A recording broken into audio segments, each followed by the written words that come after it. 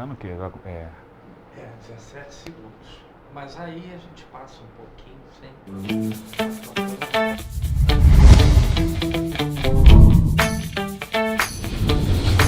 TVC, a TV do Correio da Manhã.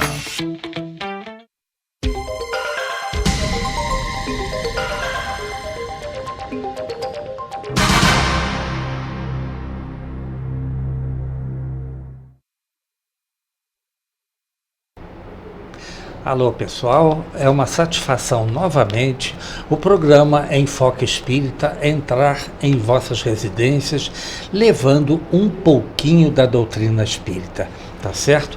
Lembrando o seguinte, que a exibição do programa Enfoque Espírita é os sábados às 7 horas e 30 minutos, às segundas-feiras às 0 horas e 30 minutos, às quartas-feiras às 6 horas e 30 minutos e às quintas-feiras às 0 horas e 30 minutos. Lembrando que temos um e-mail. Se vocês quiserem falar conosco, é só nos enviar um e-mail para enfoquegeralpetrópolis@gmail.com. O programa também pode ser visto pela internet, www.tvc16.com. Pode ser visto também pelo Facebook, TV Correio da Manhã, e no Instagram também, TV Correio da Manhã.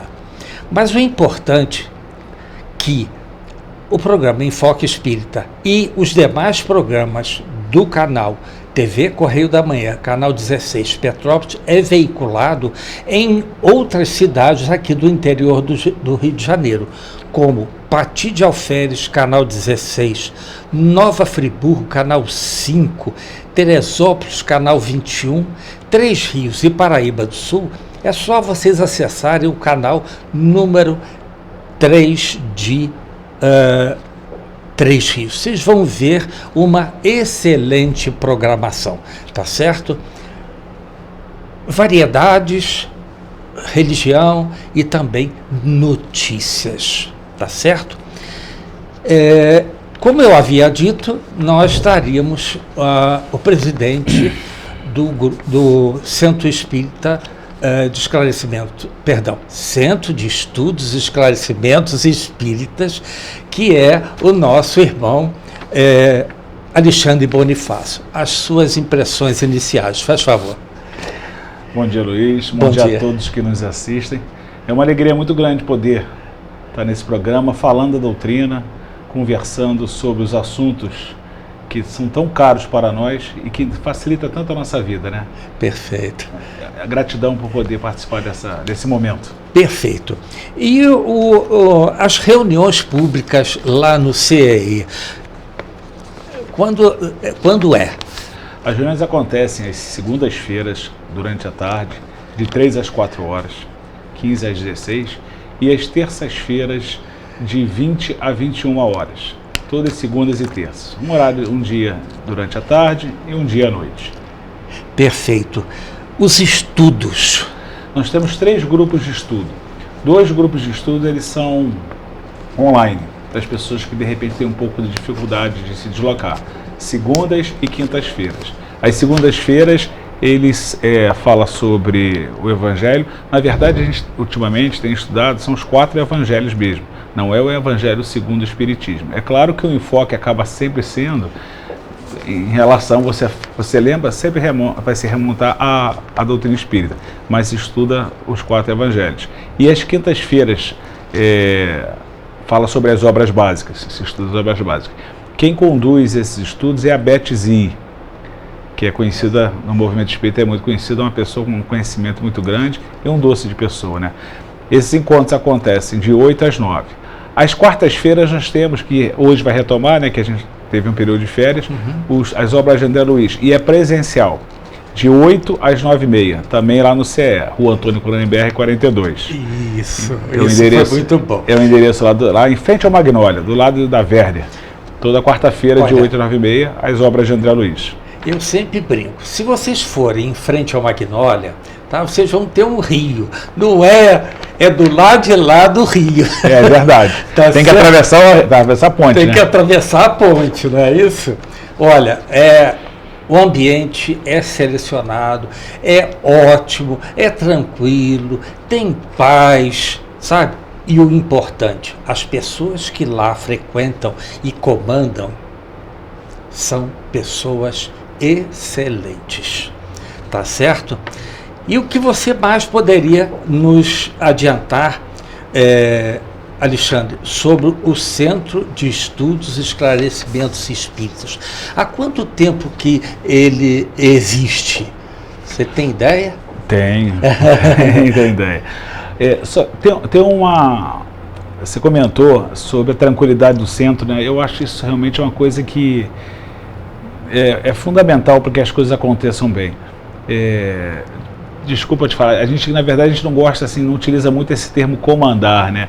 O que a gente trabalha lá é através de colegiado.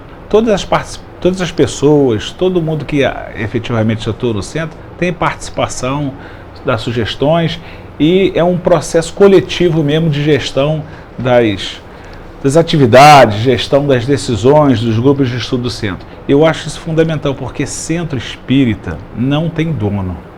Isso eu acho que é muito importante a gente frisar. Certo, não ótimo. Existe um dono, não tem dono. Nós temos uma organização administrativa porque a legislação do mundo que a gente vive precisa. Você tem que ter alguém que cuida da parte administrativa, alguém que cuida da parte financeira. Então a gente vive numa sociedade que se organiza dessa forma. Tem que ter um CNPJ e pessoas que respondam por aquele CNPJ juridicamente. Mas na prática tudo é decidido de forma colegiada. Tudo é resolvido de forma coletiva. Como se fosse uma grande comunidade. Você tem uma diretoria que dá umas direções, que dá mais ou menos um caminho, e as coisas são decididas em comum. Pois é, eu moro perto lá do centro, tá certo? E foi ali que o Luiz Carlos Cronenberg, né? Conheço. Hoje professor lá do Senai, e falou assim: Luiz, vai ter um curso ali no centro. E eu falei assim: e fui até lá. E fiz lá com o Gama. Faz pouco tempo isso, né? Olha, sabe que eu não me lembro, cara? Não me lembro Isso é bom. Mas foi há algum tempo. Aí depois fizemos lá com a Rogéria. Sim. O livro Nosso Lar. Fiz com o Gama 3 vezes o Livro dos Espíritos. Fiz com ele também o estudo da Bíblia pelo lado espírita.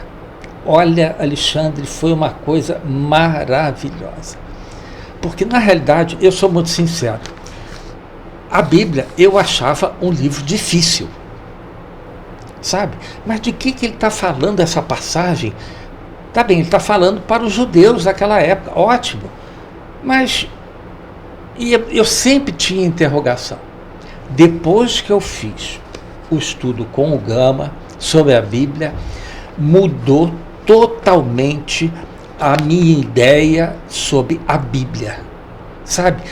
Tudo, lógico que eu fiz outros cursos também, né? As obras básicas e tudo mais. E vendo o pessoal nas palestras, ouvindo, né? Nos mostram exatamente aquilo que eu colocava um ponto de interrogação. O porquê disso, o porquê daquilo. Olha, gente, é simplesmente uma engrenagem que se ajusta perfeitamente. Você pensa dessa forma também, ou você tem uma outra disposição a respeito? A Bíblia, como o próprio Evangelho, como o próprio Livro dos Espíritos, é importante que na hora que a gente for estudar aquilo, a gente deve contextualizar o momento em que aquilo foi escrito, de que forma e qual é o público que efetivamente participava daquela situação. Uhum. A Bíblia, por exemplo, a Bíblia é um livro que tem algumas passagens e que foi tão traduzida, né, porque ela foi escrita em tantos idiomas e, para começar, ela foi escrita 30, 40, 60 anos depois. Vou botar aqui o Evangelho, tá? A Bíblia tem uma coisa... De 300 o que acontece? A Bíblia tem uma coisa muito interessante. Eu gosto muito de história. gosto bastante de história. Então, eu estou sempre procurando entender, mais ou menos, ou estudando alguma coisa relacionada a isso. Tem um curso do professor Leandro Carnal, que começou no início do ano, que é a Bíblia para quem crê e para quem não crê. É um curso online que a gente tem feito. E é uma forma de você ler a Bíblia, não com um cunho religioso, mas como um documento histórico. E ela é um documento histórico muito importante. Então ele comentou, entre outras coisas, tem coisa muito interessante, por exemplo, uma determinada tradução que aconteceu em relação ao Salmo 22, o Senhor é meu pastor e nada me faltará, que a tradução mais aceita hoje em dia pelas pessoas, pelos estudiosos, as pessoas que conhecem tanto o aramaico, o hebraico, que conhecem, porque os salmos eles foram escritos não em grego, na língua dos judeus na época, não sei se no hebraico. Porque quando a gente pensa assim, o Senhor é meu pastor e nada me faltará, se você analisa essa frase, você vai ver que isso é uma grande mentira, porque não é pelo fato, as coisas faltam, falta às vezes comida, falta saúde, falta emprego, falta felicidade, não obstante o fato de eu achar que o Senhor é meu pastor, que eu tenho fé nele, mas as coisas faltam. Então, era um salmo que ficava muito falado, mas que particularmente para mim ficava meio sem sentido, porque ele não afirma uma coisa que efetivamente acontece. E você tem uma tradução hoje, que eles acreditam ser muito mais fiel do que era antigamente, e que muda todo o contexto dessa frase. A tradução mais correta para esse salmo é: o Senhor é meu pastor e Ele não me faltará. E não nada me faltará. Aí as coisas, aí tudo encaixa. Porque apesar de faltar as coisas materiais, apesar de faltar às vezes dinheiro, faltar comida, faltar paz, faltar saúde, se eu tenho Ele como meu pastor, Ele não vai me faltar. Ele vai estar sempre do meu lado, eu vou estar sempre do lado dele, para passar por essas dificuldades, digamos, com um pouco mais de facilidade, né? Um pouquinho mais, porque é difícil do mesmo jeito. Mas é Ele que não vai me faltar. Quer dizer, uma pequena modificação na tradução muda todo o sentido desse salmo. E esse é um exemplo, é um pequeno exemplo de que como, de repente, você estuda a Bíblia e às vezes você interpreta e você pode ter uma interpretação diferente em função de uma tradução. Em função aquela situação aquela estranha moral, né? É um capítulo do Evangelho que sempre foi ou aquele que fala sobre que Jesus secou aquela oliveira, né? Sei. Foi a oliveira que ele secou isso, ele passou, falou que não era período de dar frutos ainda, e ele chega e fala assim, você não deu fruto, então amaldiçoou aquela árvore, foi embora. Quando eles voltaram no dia seguinte, a árvore estava seca. Aí os apóstolos falaram assim, foi quando falava da fé, que a fé modifica montanhas, está no capítulo da fé remove montanhas. Aí ele falou assim, só que quando você começa a estudar e saber como é que é a geografia na época, você entende o seguinte, que ela é uma árvore que primeiro dá a flor para depois dar o fruto, é diferente. E que lá existiam algumas árvores precoces que poderiam efetivamente dar fruto. Então ele quis comparar que são árvores que davam muita flor, que tinham muita pompa, mas não tinham nada de conteúdo. E compara as pessoas que falam muito, como a gente, mas na hora do vamos ver, na hora da verdade, não é aquilo tudo. Para a gente tomar cuidado com o que a gente fala. E tentar falar menos e viver mais o Evangelho. Tá certo, sim. Mas então, gente, estamos aqui com Alexandre Bonifácio, uma pessoa que também... Você fez o NPOR, não fez? Fiz em 87. 87 é a data de fundação do centro. O CE 87, Eu fiz o NPOR em 87. E 87 foi quando ele existiu um pouco antes na casa da Dona Norma, né? A Dona Norma e o seu Mauri efetivamente foram os fundadores do centro, uns 4 anos antes, mais ou menos. O centro cresceu tanto que precisou sair da casa deles, que eles faziam um centro dentro da casa. Imagina, nossa, como é que devia ser para eles a confusão, né? E aí mudou para onde está hoje, foi 18 de novembro de 87. 87, está vendo só, gente? E a gente vê exatamente como as coisas são direcionadas para nós, de uma certa forma, para nos auxiliar. Alexandre disse que ele fez o NPOR. Sabe o que é o NPOR? Núcleo Preparatório para os Oficiais de Reserva, aqui no nosso batalhão. Hoje, 32º de montanha, não é isso? Isso. Eu fiz em 1970. Tinha 2 anos. Entendeu? Fiz em 70. E hoje também faço parte da AORE, né? Associação dos Oficiais da Reserva do Exército, aqui em Petrópolis também. E o presidente é o Samir. Não sei quando que ele fez o NPOR. Mas olha, através disso, onde que eu quero chegar? Lá também tem os dias ligados à parte religiosa. Não sei se na tua época havia essa comunicação das igrejas indo lá fazer alguma apresentação, ou apresentação não, colocando o evangelho. Eu não me lembro disso. Não, muito pouco. Eu acho que isso vai muito de acordo com o comandante. O comandante que está... O antigo comandante, o anterior, ele realizava muitos cultos ecumênicos. Então, a gente teve isso. Aí a gente teve a oportunidade de participar de alguns, né?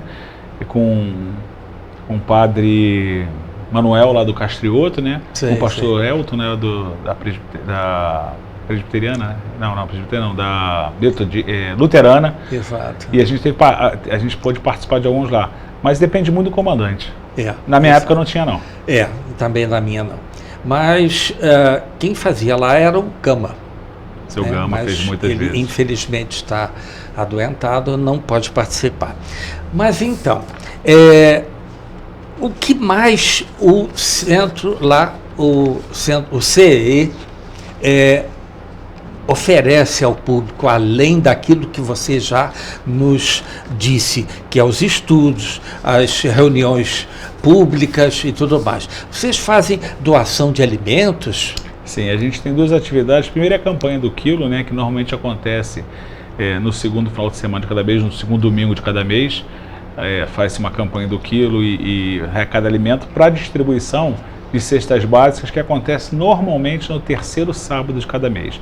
A gente atende 20 famílias, 20 famílias todo mês, né? Certo. Nessa a gente distribui a cesta básica e a gente conversa, e eu acho muito importante a gente falar sobre isso. Porque a gente sabe que a grande maioria das famílias que vão lá receber essa, a gente conversa sobre o evangelho, mas não conversa sobre o evangelho, apesar de ser uma casa espírita, sobre a ótica espírita. Porque eu acho assim a covardia talvez seria muito grande, não sei se é covardia, mas não é uma deselegância muito grande, você aproveitar da necessidade daquelas pessoas que precisam daquela cesta. A cesta que a gente distribui, ela não é suficiente para aquelas famílias, elas têm que ter mais outros recursos, porque ele é uma ajuda. Mas aproveitar daquela cesta e querer doutrinar as pessoas com conhecimento espírita. Entendi. Então, qual é a política nossa lá? O que a gente faz? A gente fala nesses encontros e fala com as crianças também que o critério, né, o projeto que a gente tem que sejam famílias que tenham crianças e jovens, porque nós temos 2 aulinhas de evangelização e uma mocidade, mas que a gente vai conversar, que eles têm que trazer esses jovens, e a gente conversa com eles sobre moral, sobre ética, a gente conversa com eles sobre, digamos, conhecimentos ou verdades que são comuns a todas as religiões, tipo respeito, tipo amar ao próximo, perdão. Então, a gente escolhe muito bem os temas e desenvolve o assunto respeitando a fé de todos que vão lá. E para falar a verdade, dessas 20 famílias, você deve ter uma só que deve ser espírita, só uma. As demais são católicos, são evangélicos, são ubandistas, são candomblecistas, não são necessariamente espíritas. E eu acho que é muito importante nesse processo a gente respeitar isso. Certo. E não condicionar o recebimento da seita a você ficar me escutando meia hora no processo de doutrinação. Essa palavra doutrinação, isso aqui é uma coisa... Eu não gosto dessa palavra, doutrinação. Eu não gosto. Tanto é que, por exemplo, nas reuniões mediúnicas, o centro tem uma reunião mediúnica que é fechada, você tem os médiuns que recebem as mensagens, né, que escreve, que recebe, e tem os esclarecedores, não mais doutrinadores. Durante um tempo você fala assim, tem os médiuns doutrinadores, como se a gente fosse doutrinar os espíritos. Isso é horrível. A doutrinação. Entendi. Então, nós somos, eu gosto dessa palavra esclarecedor, facilitador, muito mais adequada, porque nós vamos conversar em igualdade de condições, porque, primeiro, é que muitas das vezes os espíritos sofredores que vão ali são iguais a nós, com as mesmas alegrias, com os mesmos defeitos. Ali não tem santo. Na doutrina espírita você não tem um santo, não tem um ídolo, não existe isso. Não. Somos todos iguais ali. Todo mundo já tem um entendimento que a gente precisa melhorar, um entendimento específico em relação à vida, à morte, uma série de situações, mas somos todos em igualdade de condição. Então o trabalho acontece nesses termos, de você tentar tentar conversar com as pessoas sobre princípios fundamentais que toda a sociedade deve ter. Tem muitas das vezes a gente leva pediatra, leva assistente social, que nem é espírita, ano passado a gente levou assistente social, a gente levou delegado de polícia. Por quê? Policiais, para você poder explicar para as pessoas como é que funciona a polícia, tentar estreitar esse relacionamento e também de ter um choque de realidade. Excelente. Então, leva diversos atores da nossa sociedade, personagens, que a gente acredita que vai contribuir no processo de formação daquele grupo. Quer dizer, você fala sobre moral, você fala sobre cidadania, você fala sobre política não partidária, de forma nenhuma, mas a importância das pessoas entenderem como funciona a política, entender como funciona aquilo tudo, porque a gente, gostando ou não gostando, a gente depende dessa estrutura para poder viver. Perfeito, perfeitíssimo.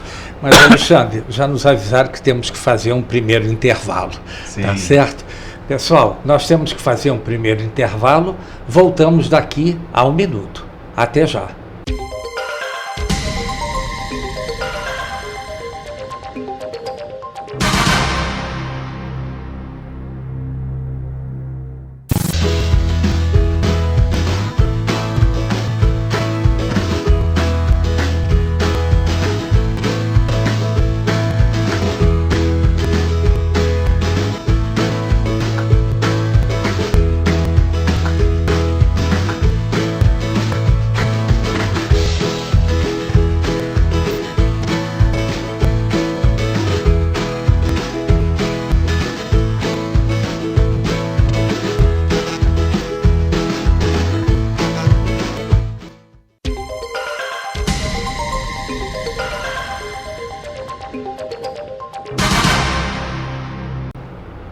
Alô, pessoal, o programa Enfoque Espírita voltando em seu segundo bloco. E estamos aqui, né, com o Alexandre Bonifácio, que é lá do CEE, e nos mostrando aí uma faceta muito interessante do trabalho que é realizado dentro do CEE, mostrando não só a parte de filantropia, né, mas também mostrando toda essa estrutura da nossa sociedade para que eles possam melhor viver. É isso? Melhor viver?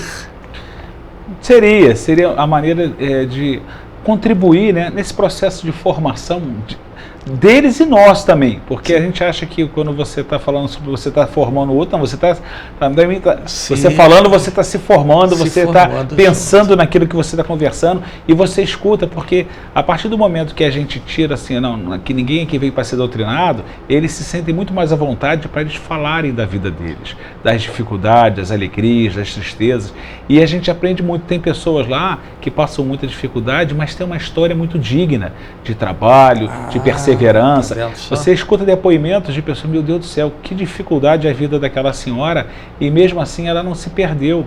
Ela continua com princípios, com valores que são universais, independente se você acredita ou não em Deus. O respeito, por exemplo. Respeito é falado muito, respeito às pessoas, respeito às situações, respeito ao patrimônio do próximo, respeito em todos os momentos, respeito às escolhas do nosso próximo, as escolhas de religião, as escolhas políticas, as escolhas sobre gênero, sobre tudo, a maneira da pessoa, como ela quer se mostrar para o mundo.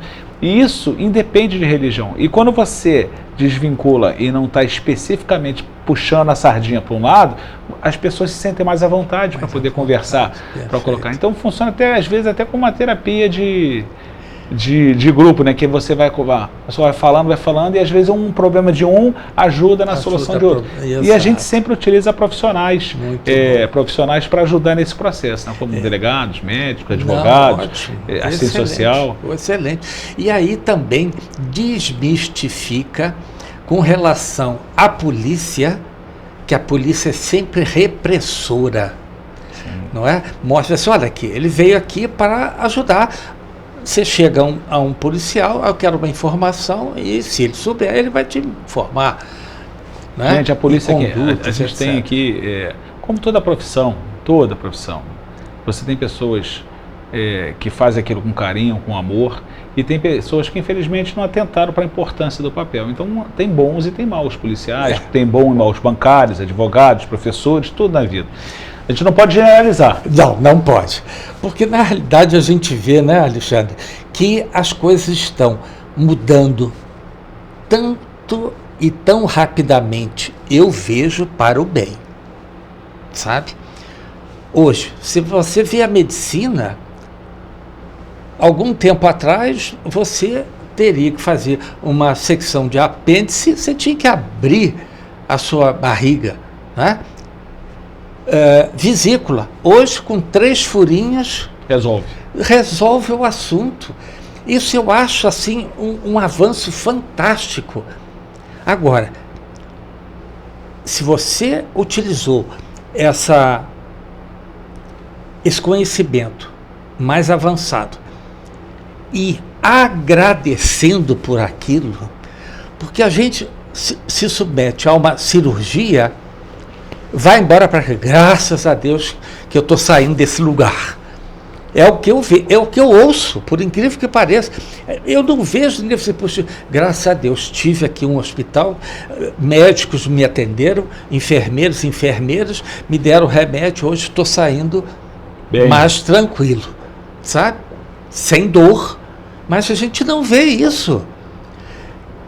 Aí é que vem exatamente aquilo que vocês acabou de dizer aí, mostrar que o conviver é muito importante.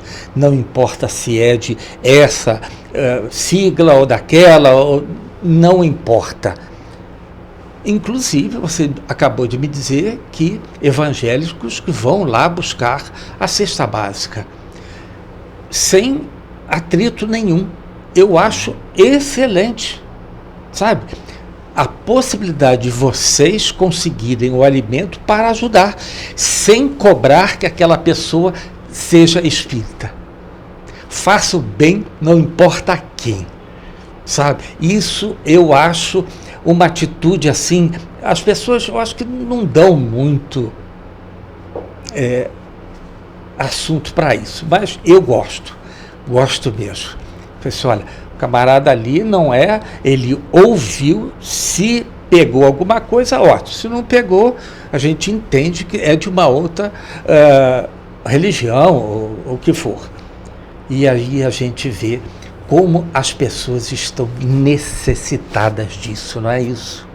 Ou você não percebe isso? Não, todos nós estamos necessitados. Evangelho, Jesus, amor, respeito, carinho, isso aí é uma carência, inclusive nossa, porque a vida, a gente vive, a gente não pode esquecer disso. Eu sou uma pessoa extremamente otimista, sou mesmo, e quanto mais eu estudo sobre o assunto, mais otimista eu fico. Você falou que como é que as coisas evoluem, como a gente vive num mundo melhor. Gente, não tem 250 anos, não tem isso, que nesse país aqui, ó, nestas terras, você tinha escravidão. Olha, 250 anos não é nada na história da humanidade. O que era a mulher há 250 anos atrás na sociedade? Quais eram os direitos que ela tinha? Como ela podia se manifestar? Como ela podia trabalhar? Como era a existência de uma mulher há 250 anos atrás? Nossa, era horrível. Ela estava num outro nível, não era no mesmo patamar de igualdade com os homens, por exemplo. A mesma coisa eram os negros por causa da escravidão. Olha o quanto, só nós aqui, ó, na nossa realidade social, olha como é que a nossa sociedade melhorou nesses últimos 250 anos, como o mundo de hoje é infinitamente, eu não digo só o mundo científico, não, como medicina, como é o da engenharia. Eu digo na questão mesmo social. Olha como nós estamos vivendo muito melhor, socialmente falando, do que era 250, 300 anos atrás. Hoje está bom? Não está bom. É lógico que não está bom. Tem muita coisa. Então você está falando que não tem, por exemplo, escravidão no Brasil? Não é isso. Eu ainda acredito que tenha. Tem um samba da Mangueira de 88 que eu acho, tem uma letra. 88 foi o centenário da. Foi o centenário da Lei Laura, isso mesmo. E aí, quer dizer, não tem 150 anos, nem que 250, tu fez até conta errada. 150 anos. Ele tem um refrão que diz o seguinte: livre do açoite das senzalas, preso na miséria das favelas. Quer dizer, a escravidão, ela mudou um pouco assim de aspecto da sua configuração, mas mesmo nessa mudança, ela ainda ficou muito melhor do que era na senzala. Você tem, apesar de você estar preso numa miséria, isso em 88, está preso ainda numa miséria social, a liberdade é maior do que era em 88, e as perspectivas de vida também, os sonhos dessa população. Isso não vai resolver em 100 anos, 200 anos, mas é um processo. E que quando você olha para o passado, 150, 200 anos atrás, você vê que a sociedade hoje é uma sociedade melhor. Hoje é muito melhor de viver do que 200 anos atrás. Nossa, infinitamente. Principalmente para as minorias, principalmente para determinados segmentos sociais, como os negros e como as mulheres, por exemplo. Porque a gente sabe como é que os negros passavam, né? Os escravos passavam um perrengue. Nossa, uma coisa horrível. Hoje, pelo menos, há um sistema de saúde que, pelo menos, atendem precariamente, mas não fica totalmente desamparado. Não fica totalmente sem assistência. Isso é muito bom, gente. E nos leva a uma outra situação, né? Qual seria a situação? Situação de ajuda. São 20 famílias que você... São 20 famílias, 20 cestas que a gente distribui todo mês.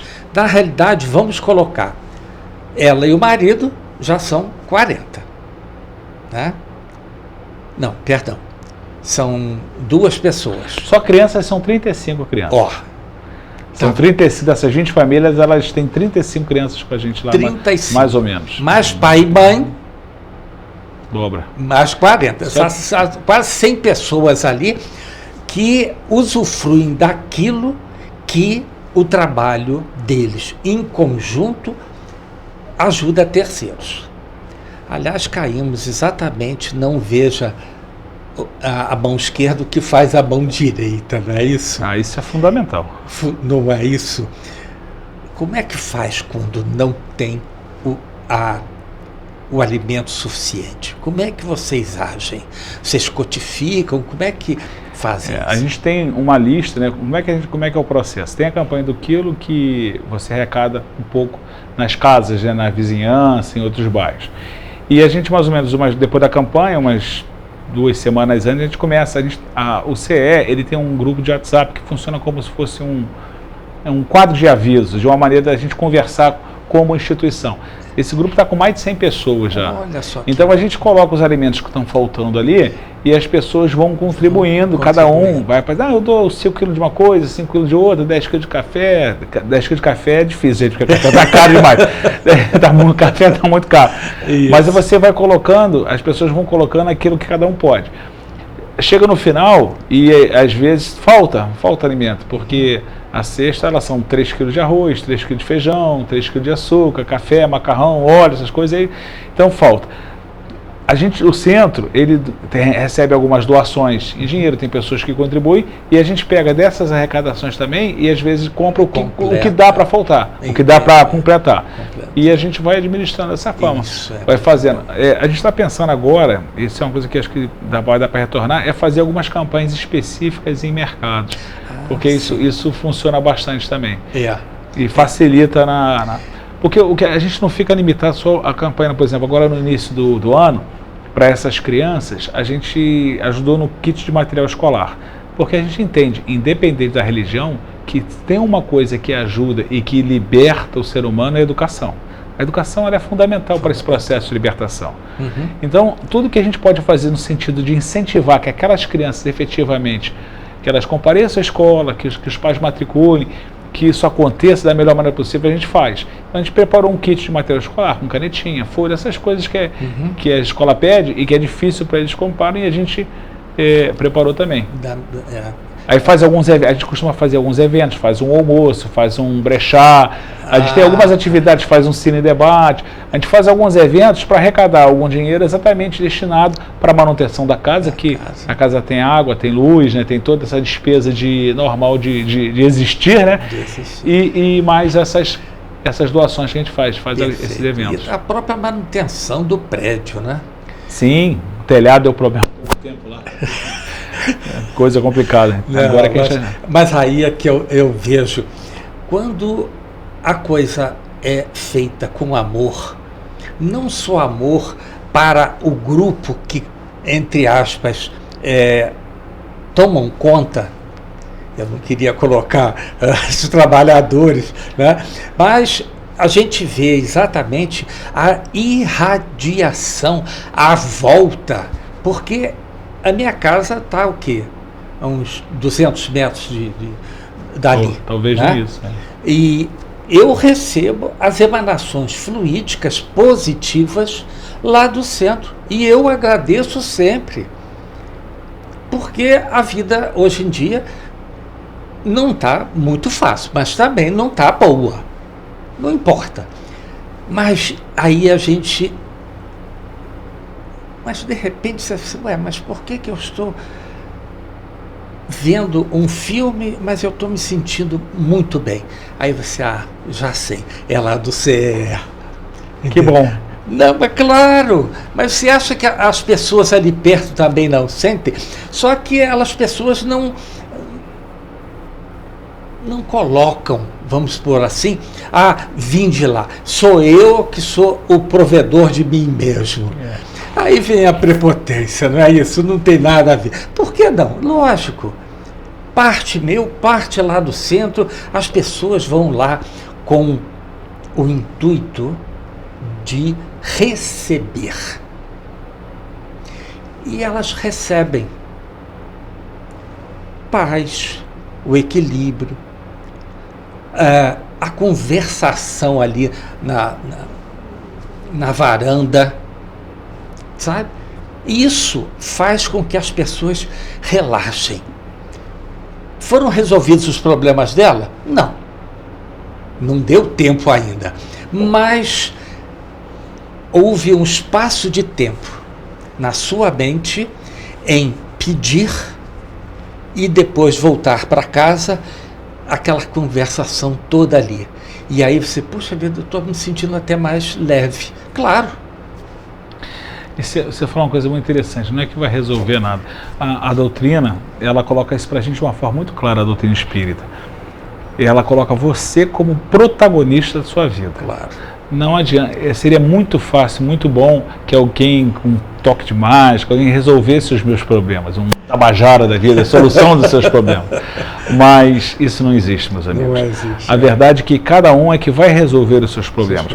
O que a doutrina vai fazer é esclarecer a maneira que você pode utilizar, vai te dar ferramentas para você poder trabalhar melhor. Exatamente. E vai te dar força, esperança, ânimo, disposição, vai te incentivar e mostrar que você é capaz. É capaz sim, todos nós somos capazes de resolver os nossos problemas. É claro que não vamos resolver numa única encarnação.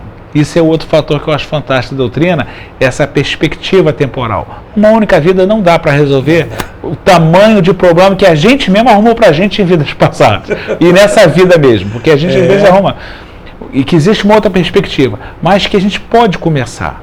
A gente pode parar de criar mais problemas e começar a resolvê-los. E a receita é o amor. É a dedicação, é entender que a gente não veio aqui, a gente não está encarnado a passeio, ninguém está aqui a passeio, só para aproveitar os prazeres da vida. É bom, eu gosto também. Eu gosto de um churrasquinho no final de semana, eu gosto de ir para praia, eu preciso de férias. Eu estou aposentado desde 19, mas eu preciso de férias, eu gosto de férias.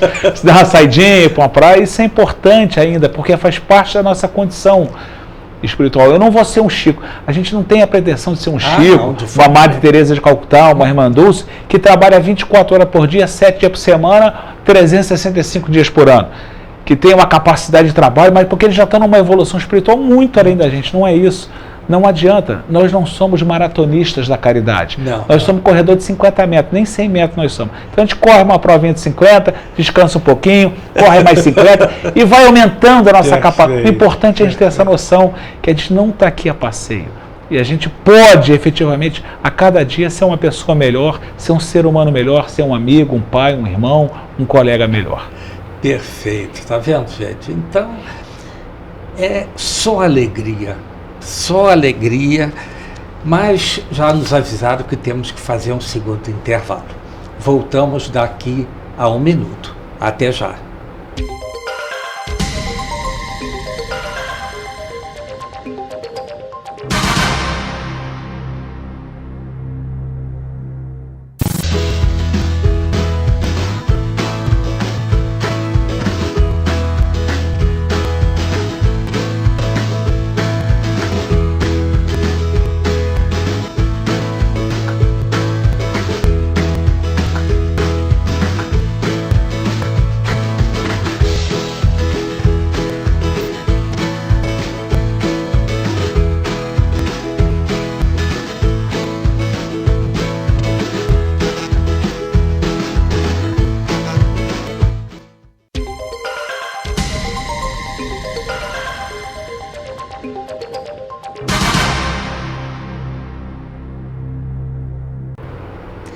Alô, pessoal, o programa Enfoque Espírita voltando em seu terceiro bloco. E estamos aqui com o nosso irmão Alexandre Bonifácio, lá do CEE, né?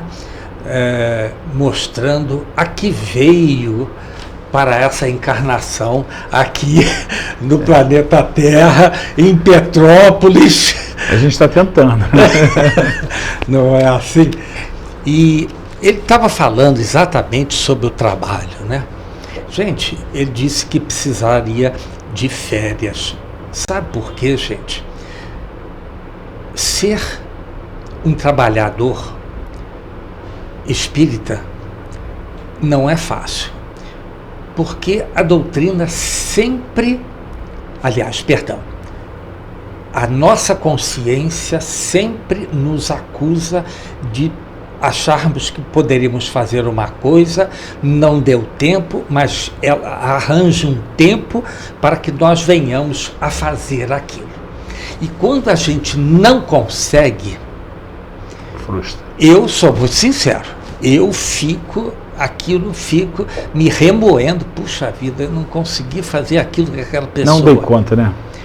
E aí, gente, é o estado físico do indivíduo, mental, por causa da responsabilidade, que eu acho que é muito grande, sabe?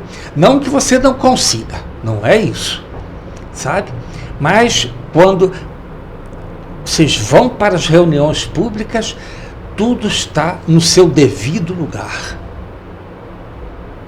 Isso eu mostro de cadeira, que quando você chega lá para ouvir o palestrante lá no CE, está tudo tranquilo. As pessoas vêm. Uma outra coisa, como está perto da rua, às vezes tem o barulho. Você sabe que as pessoas às vezes reclamam, puxa vida, que barulheira aqui, o trânsito. Eu falei assim, interessante, eu não ouvi isso. Por quê?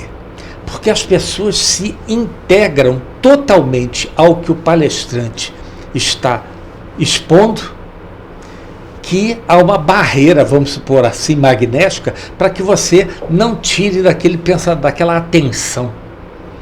Sim, isso acontece realmente. Se você se concentra naquela reunião, facilita. Agora tem umas coisinhas, por exemplo, a acústica daquele salão ali, o principal, ela favorece um pouco que o som fique ali. Uma coisa que eu acho fundamental, eu particularmente, eu prefiro trabalhar, conviver, me dedicar a casas pequenas. Sim. Porque eu acho que casas muito grandes, elas demandam demais a parte administrativa, você tem que ter muito equipamento, porque são salões grandes. O CE, ele cabe ali no máximo, se a gente se entupir ali, vai ser umas 80 pessoas, mesmo assim não é, para ficar confortável no máximo 80.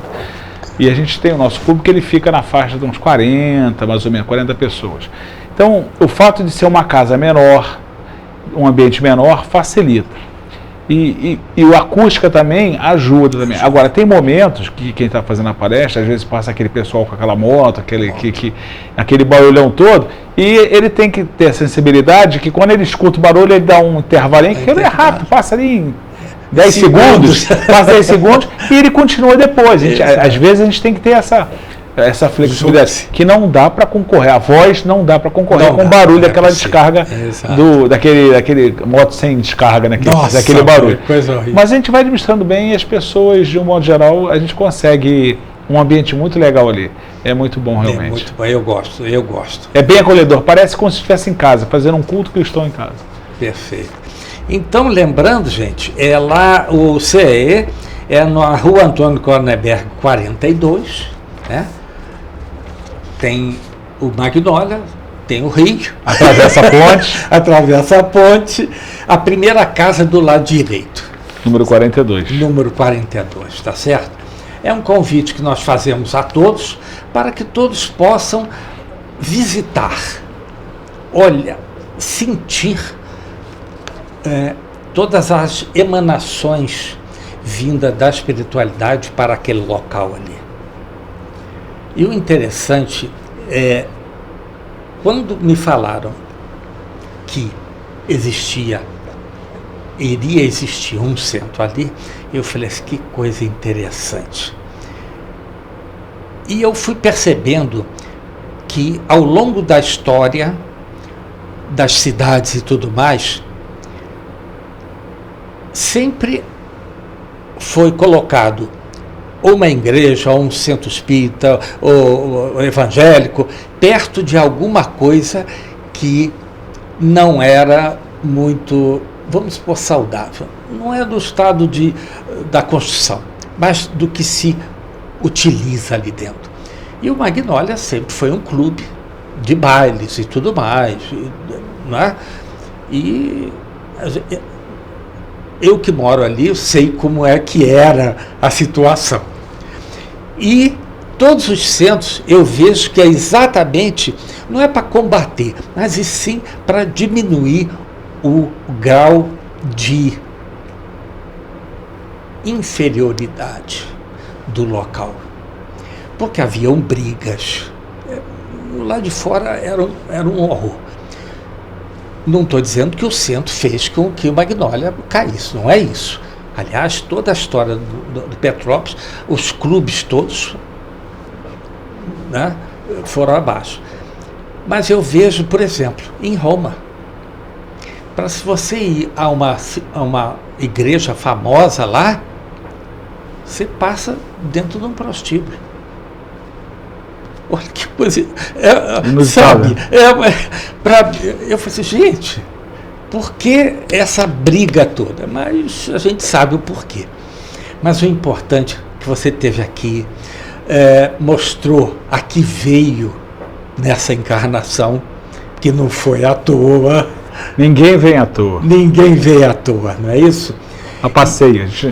Sinto lhe informar, pessoal, mas ninguém está aqui só a passeio, não. Não tá.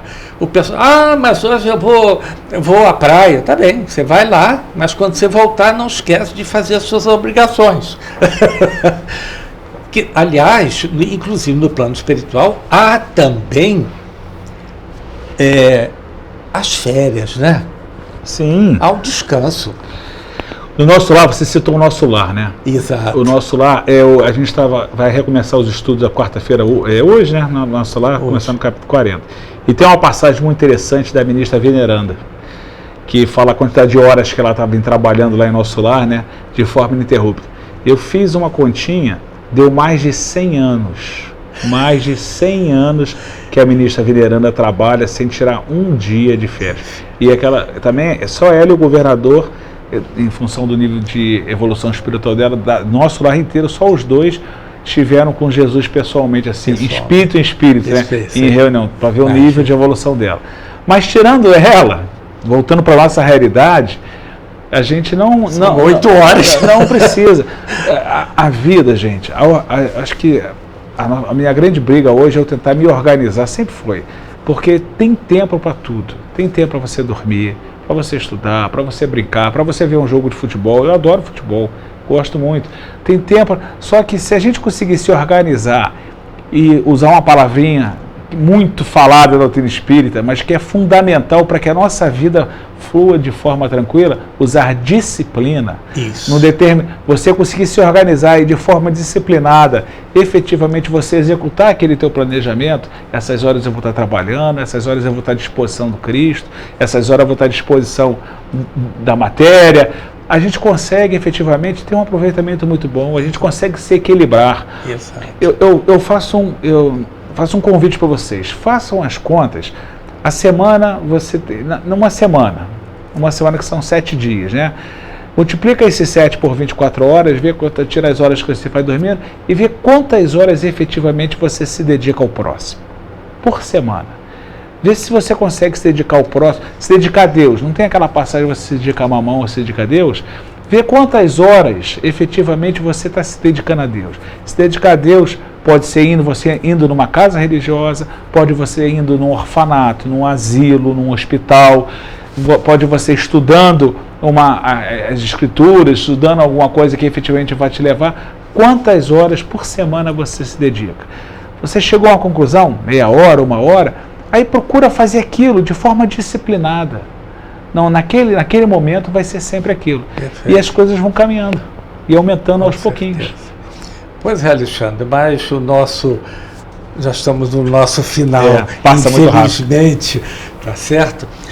Aliás, você foi a segunda pessoa que foi a Elziele, eu trouxe a Elziele aqui também. Lá pertinho, Hein? Pertinho da gente lá. No 447 do Binga, né? E eu não consegui fazer o roteiro normal.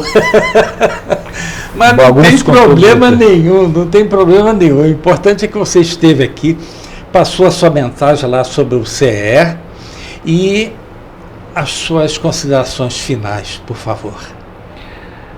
Como sempre, eu queria agradecer muito realmente essa oportunidade de poder conversar e falar sobre Jesus, que para a gente ele é fundamental. Queria fazer um convite, realmente quem quiser conhecer a gente lá, no Centro de Estudos e Esclarecimentos Espíritas, vai ser uma satisfação, uma alegria muito grande. A gente está sempre precisando de trabalhador. Quem quiser trabalho também vai encontrar lá. Isso é um trabalho sem fim. E queria agradecer essa oportunidade mesmo de poder falar da doutrina e falar lá do outros CER. convites, com certeza. Obrigado. Pessoal, estamos no nosso final, agradecendo a todos, tá, pela audiência e também agradecendo ao nosso Pai Eterno a oportunidade de estarmos aqui.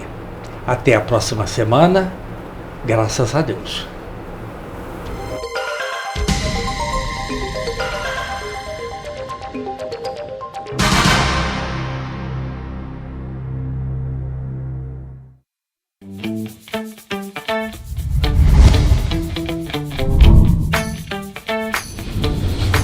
TVC, a TV do Correio da Manhã.